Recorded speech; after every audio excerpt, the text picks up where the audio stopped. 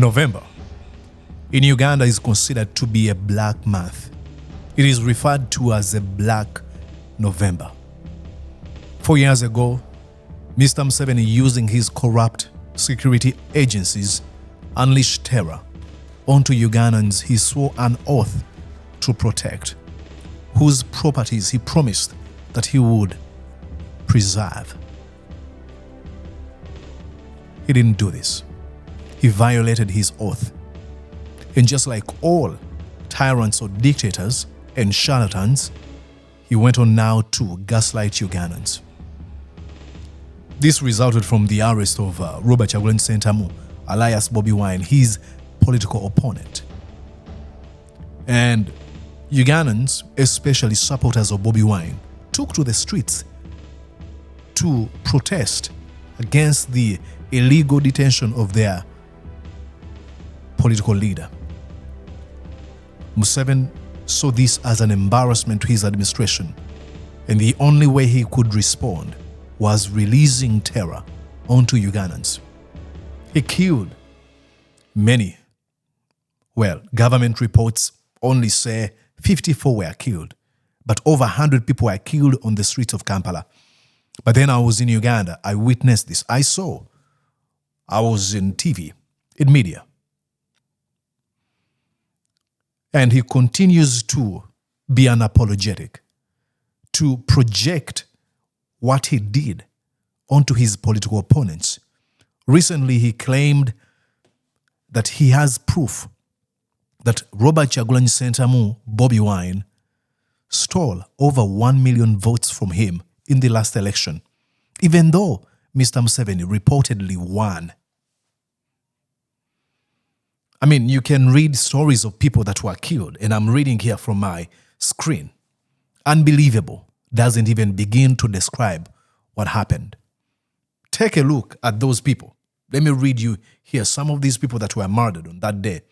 Take a look at Semanda Joshua, who will be turning 20 years of age in 2024. He was only 16 when Mr. Museveni murdered him. Go down and read about the story of another lady, Kamiat Nangobi, who was 28 by then. She was just a waitress serving food. And an assassin of Mr. Museveni targeted him. She was shot in cold blood, killed. This is what we are up against. A regime that has no respect for the lives of Ugandans.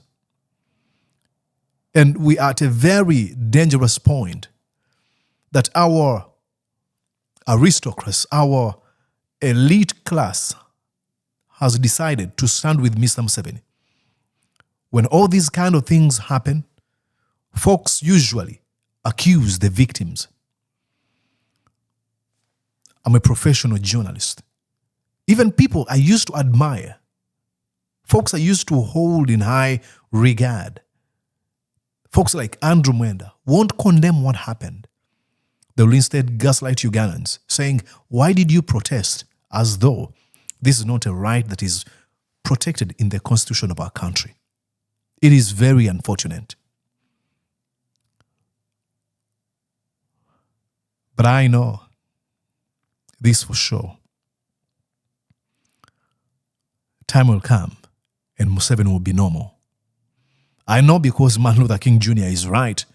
The arc of moral universe is long, but it bends towards justice. Change takes a long time, but it eventually happens. It will happen. Now, looking at what happened in Uganda, I went back and had a conversation with my comrade, Brother Sam Mugumya, whose activism and protest against the Museveni regime almost cost his life. He was abducted, tortured, and sent to a military prison in Ndolo, that is the Democratic Republic of Congo, where he served under abnormal circumstances. But while he was jailed, while he was prisoned, facing almost death every day, his spirit never wavered. His resolve was never shattered or shaken. And while he was in Ndolo military prison, he sent us a message. As we commemorate 4 years since our people were murdered by Museveni in cold blood, in broad daylight, I went back and listened to the words of Sam Mugumya, the words that will live to be true as long as we still have folks like Museveni at the helm of our leadership in Uganda. Well, the circumstances under which he recorded this video I'm going to be playing you, this audio I'm going to be playing you, isn't the best audio. And I'm going to ask you to stick around with me. Stay with me, stick around. I'll come back and I'll explain word by word. I will break down every single word he's going to be saying in this audio. For now, listen. This message is to the comrades, to Ugandans who are on the verge of giving up, to folks who believe that probably Museveni is untouchable. Now, you know, when I had a conversation with Bobby Wine, he told me folks who looked at David going after Goliath thought that David was a fool. No, he wasn't. Goliath thought he was untouchable. Listen to Comrade Sam Mugumya here, and I'll come back on the other side, break down or retranslate everything we'll have said in this audio for now. Comrade, most warm and fraternal greetings from your fellow activists in Ndolo military prison in Kinshasa. As you are aware, we continue to be held in military detention without trial for 4 years now. While we are chained in here, we know that the heavy yoke of despotism weighs you down out there. Yet we must all trudge on and bow, knowing that our resilience will ultimately smash tyranny's instruments of repression. Friends, Uganda is at a painful but defining moment in its history. This is the time when the old and decadent system is desperately fighting for its life and the new is struggling to be born. This has made the regime more dangerous but more vulnerable. The frenzied tempo of repression that we are witnessing today is the climax that precedes the fading soundtrack of tyranny's final retreat and defeat. Though the system is negotiating its final bend, the tyrant is in a state of denial. He is high on power, that potent that makes rulers stagger and slow. The move to create a presidential monarchy is testimony to this. Museveni cannot imagine himself out of power. Governing has become his way of life, and the pursuit of power a pathological deformity. To paraphrase Tolstoy, dominating others is a pleasure, a habit, and a necessity to him.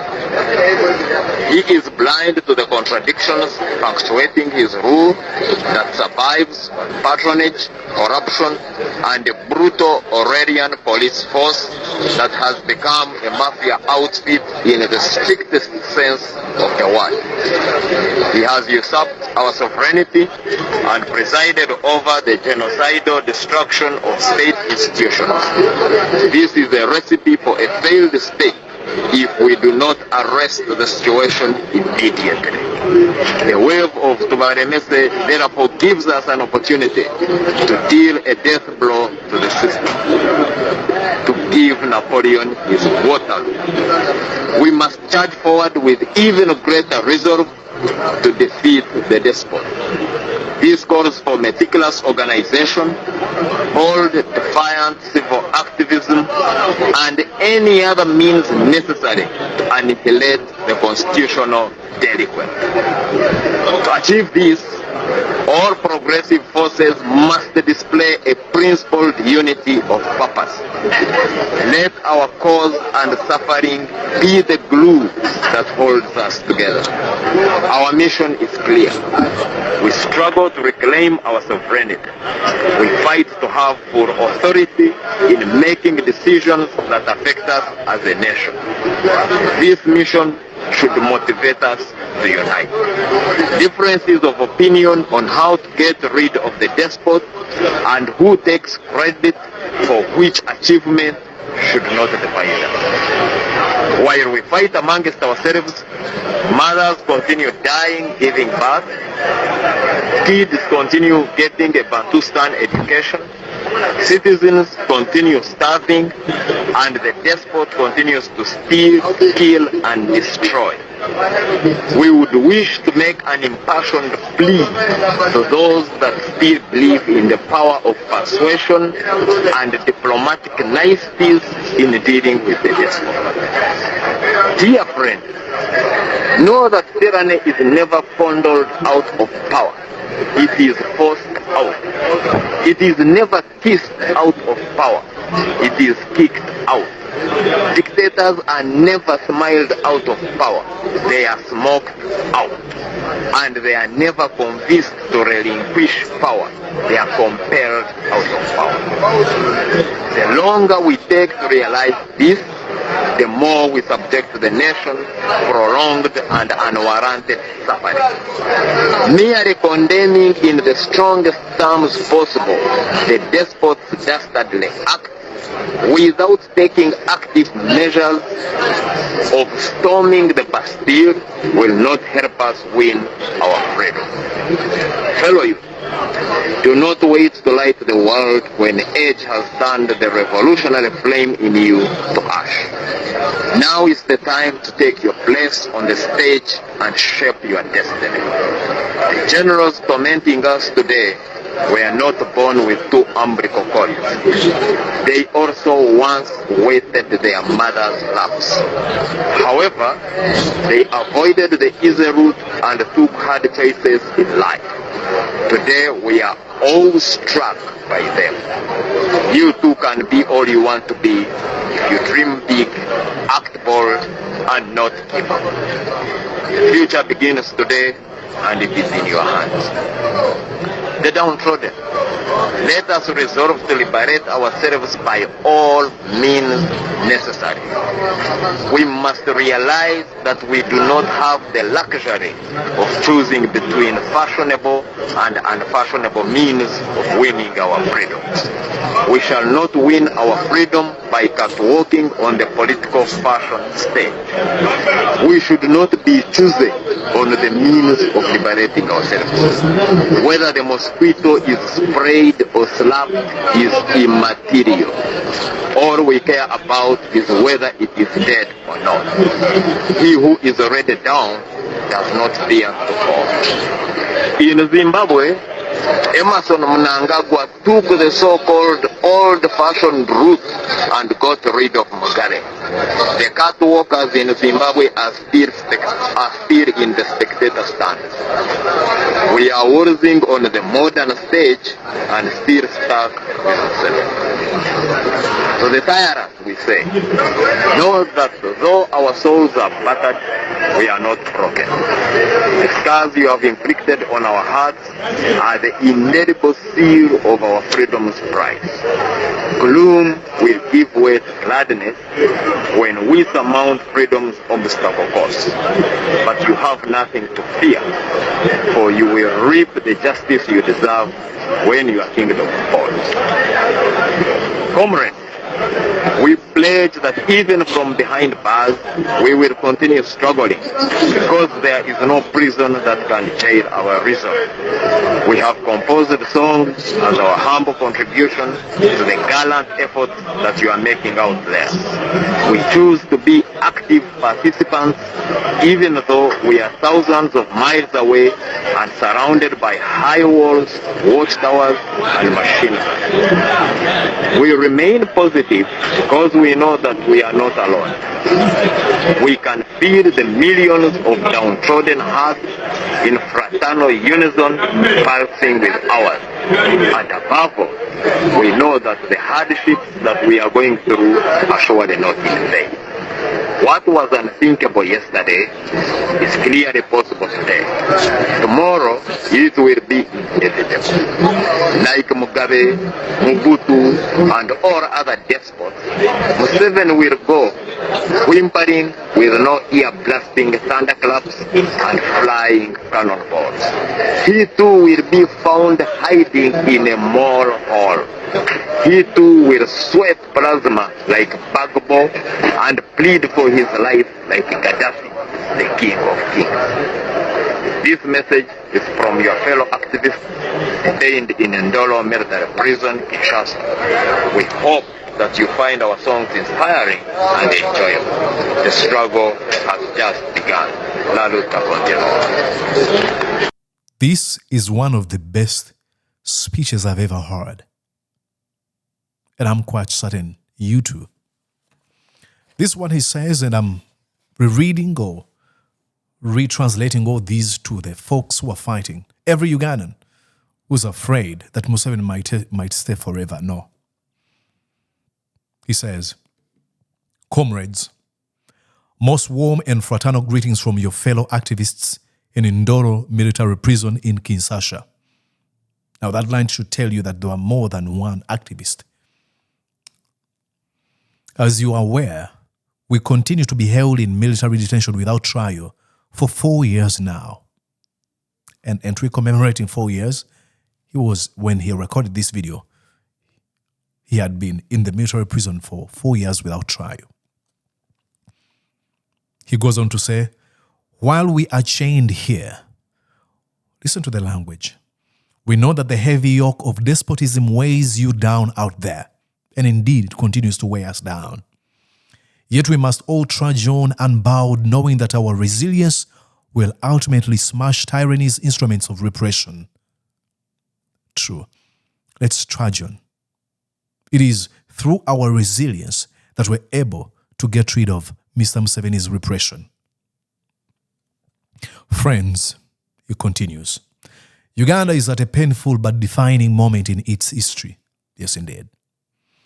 This is a time when the old and decadent system is desperately fighting for its life, and the new is struggling to be born. This has made the regime more dangerous, but more vulnerable.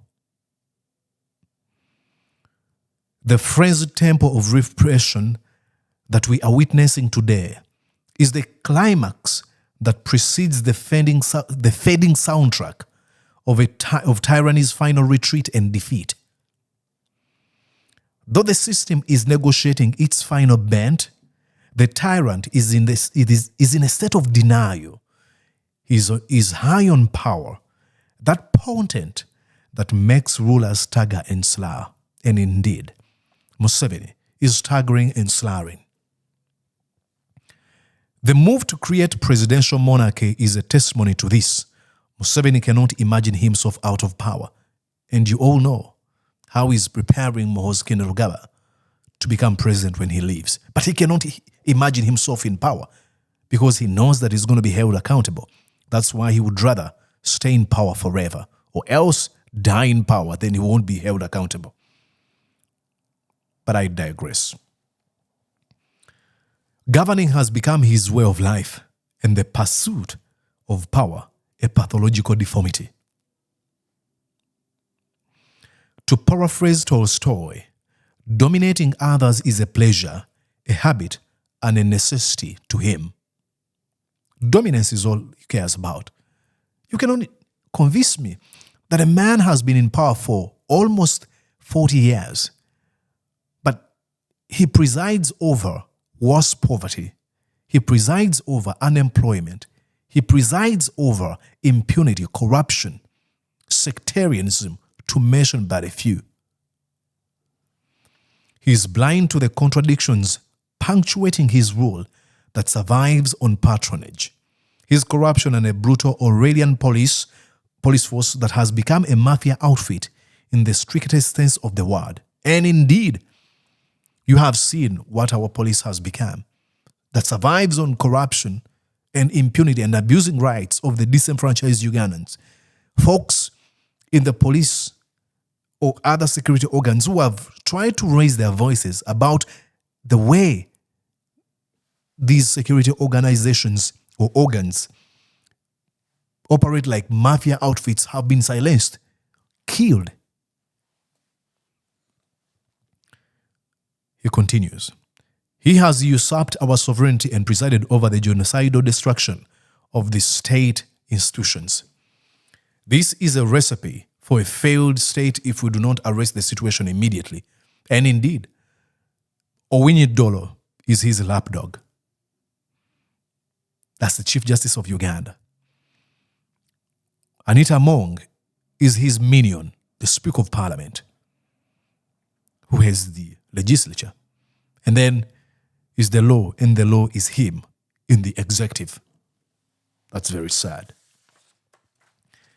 He goes on to say, by then we had, at that time when he recorded this message, Dr. Kizza Besigye had launched the Tubalemese campaign.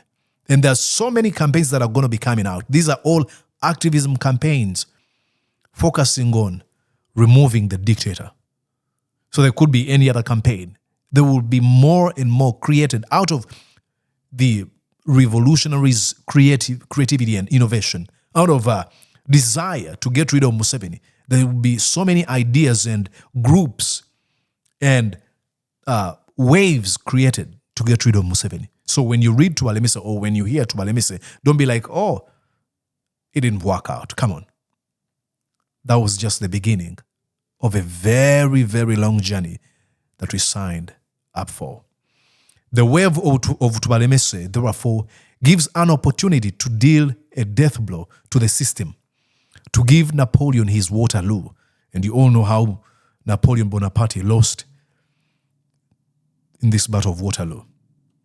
We must charge forward with even greater resolve to defeat the despot. Absolutely. This calls for meticulous organization, bold, defiant civil activism, and any means necessary to annihilate the constitutional delinquent. Let our cause and suffering be the glue that holds together. Let our cause and suffering. Do not break your heart. Do not give up. Let what has happened to our comrades, to us, and how our country has been abused by Mr. Museveni, be the cause, be the glue that holds us together. Our mission is clear, he continues. We struggle to reclaim our sovereignty. We fight to have full authority in making decisions that affect us as a nation. The mission should motivate us to unite. And indeed, I don't care whether you belong to the FDC, to the DP, to the NRM, as long as your mission is to save Uganda, we must unite. Differences of opinion on how to get rid of the despot and who takes credit for which achievement should not divide us. If we get rid of Museveni through an election, all right. If it is through protest, it is okay. Strategies shouldn't divide us. We should be able to recognize all of us, each of us, and be like, this person believes in this strategy and it's fine. If we do it, let's do it. He goes on to say, while we fight amongst ourselves, mothers continue dying, giving birth. Kids continue getting a Bantustan education. Citizens continue starving and the despot continues to steal, kill, and destroy. Now, this doesn't necessarily mean that if we have one of us that is trying to delay us, that is trying to drag us down, we don't stop to address them. I mean, if one of us betrays us, we can't ignore. We have to come out and address them. But the focus should always ultimately focus on Mr. Museveni. We would wish to make an impassioned plea to those that still believe in the power of persuasion and diplomatic niceties in dealing with the despot. Dear friends, know that tyranny is never fondled out of power. No. It is forced out. It is never kissed out of power. It is kicked out. Dictators are never smiled out of power. They are smoked out. And they are never convinced to relinquish power. They are compelled out of power. There's no kind of convincing that will force Mr. Museveni to relinquish power. He's going to be compelled out by ways of how we turn up to vote him out, by ways of how we protest against him, by boycotting. All these strategies is how we get rid of the dictator. The longer we take to realize this, Sam Mugumya speaking, the more we subject the nation to prolonged and unwarranted suffering. And there's been a delay. I mean, he's almost clocking 40 years in power. The more we prolong the unwarranted suffering. Merely condemning in the strongest terms possible the despot's dastardly acts without taking active measures of storming the Bastille will not help us win our freedom. Now, storming the Bastille can be defined as, going after him directly through violent means. But it could as well mean getting actively involved in the system Museveni is using to take advantage of us, the disenfranchised. Get actively involved in the affairs of your country. Demonstrate, protest, boycott, demand, speak out. All these things, all these tools should be used to get rid of Mr. Museveni.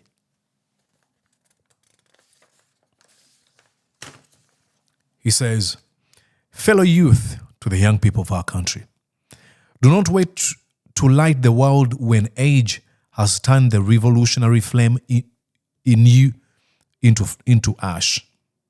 I'll read that line again. Fellow youth, do not wait to light the world when age has turned the revolutionary flame in you to ash. There's that fire that boils in you as a young person. Don't wait until you cannot use it anymore that you're now offering to fight for your country. Now is the time.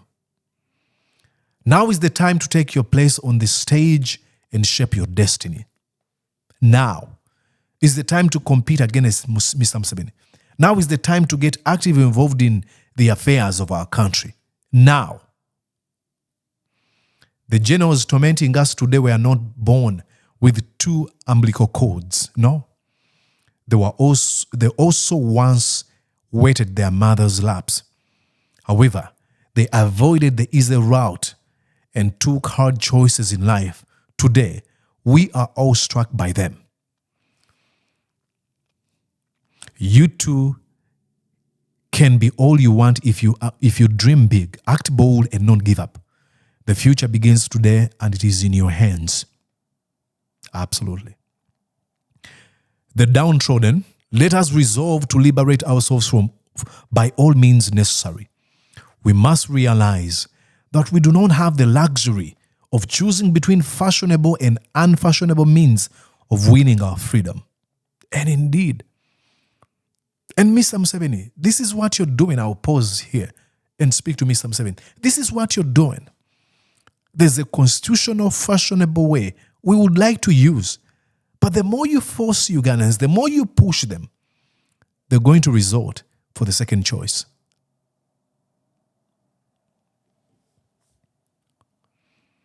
We shall not win our freedom by catwalking on the political fashion stage.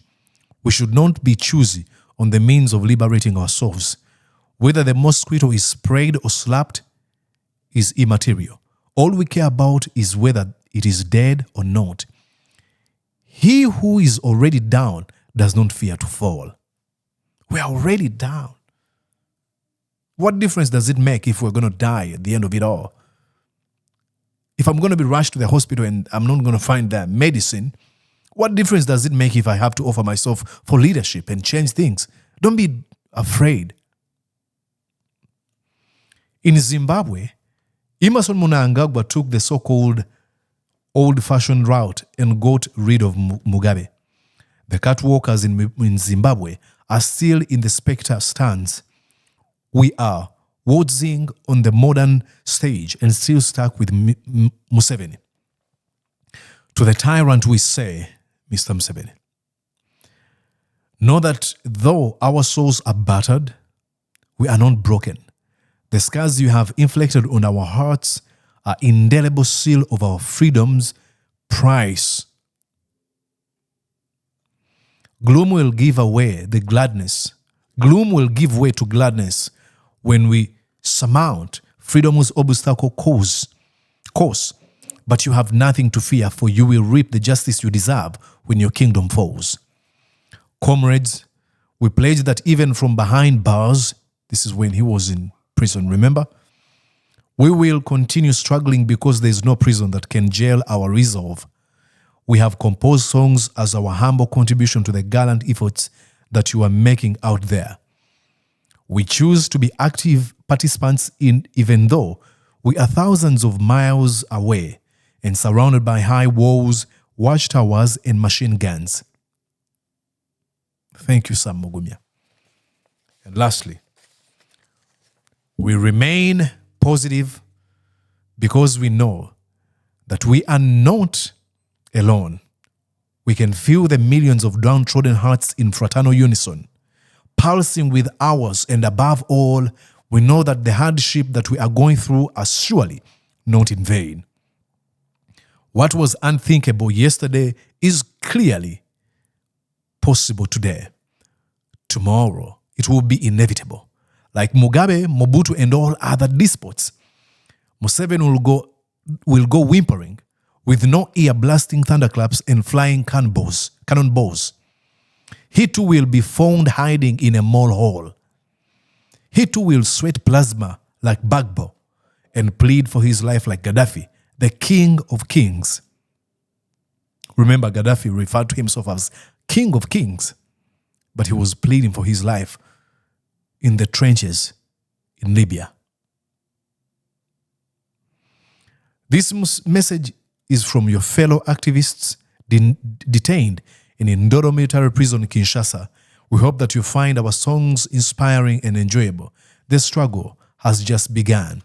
La luta continua. No, they sent songs that you can listen to. That's if you try to make some research. Ugandans, time is coming. Do not give up on the fight. Mr. Museveni will go. There's nowhere in history where a tyranny or dictatorship or despotism is written about as the rise and rise. It is usually the rise and fall. And Museveni is on the fall. But when you're drunk to power, you're detached from reality, you live in the state of denial. Very sad. The enemy is knocking on his door very soon. And look, you might listen to me and be like, hey, Mordecai wishes the worst to Mr. Museveni. No, I don't have any problem with a man. But if he chooses to take that route, I can't save him. I mean, I don't have any problem with you, but if you came to my house and wanted to kill me and you end up dying, I mean, come on. You have chosen that. I hope this message find you well and gave you more resolve and desire to fight on. Mordecai Murisa from the USA. I'm dedicating my platform to the revolutionary voices. If you find this message worth sharing, please do share it with folks out there, especially those that are dedicating their lives to fight for our beautiful country, Uganda. My name is Mordecai Murisa. One of these days, I'm going to be having a conversation with brother Sam Mugumya. I'll bring him on here so that we talk, and I will try to ask him the spirit that inspired him to write this, what they mean to him. This was my transcribing, retranslating. I didn't even, I don't think I even came close to what he did. But I thought this message is worth reiterating. All right. If you find it very inspiring. Please consider subscribing to the channel, and I will talk to you soon. My name is Mordecai Murisa. Bye-bye. Did you enjoy what you just watched? I'm going to guess that you did. How about you consider subscribing to Mordecai Marissa YouTube channel? Thank you.